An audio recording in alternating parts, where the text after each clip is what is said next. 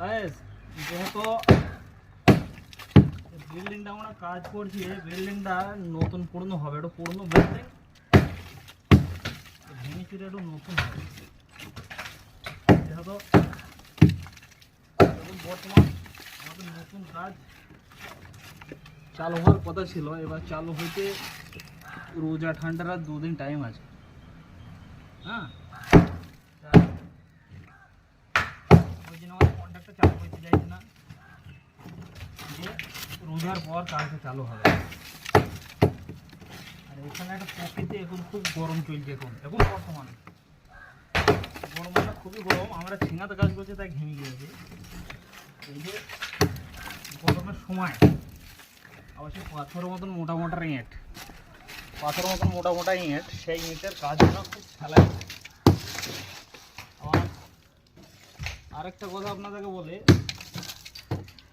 যে আমাদের ওইদিকে যেরকম বোরিং সিস্টেম, এখানে তো বোরিং সিস্টেম নয় যে পানি ফানি পাওয়া যাবে। এখানে কুয়ো, যেহেতু পানির একটু অসুবিধা হয়, এই মোমেন্টে একটু অসুবিধা হয় 1-2 মাস।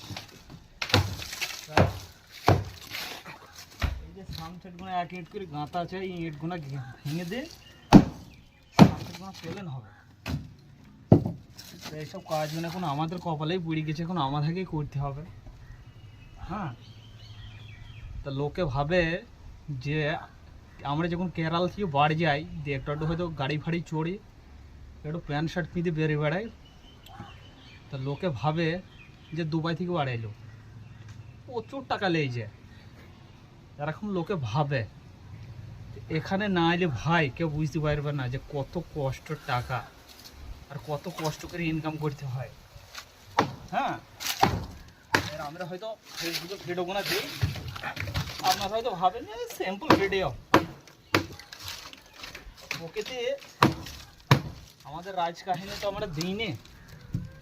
আমরা ধরেন 6টায় উঠে এর আমাদের যে রুমটায় লোক থাকে, এই রুমে এখন বর্তমান 17টা লোক আছে।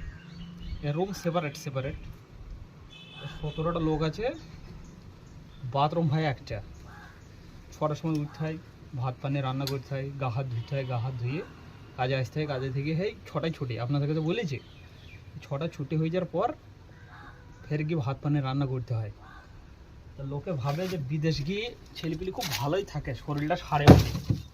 হ্যাঁ, এটা কোনোদিন ভাববেন না, এরকম কোনো সময় ভাববেন না যে বিদেশ খাটা যে কী জ্বালা, এটা যারা খাটে তারা বুঝে।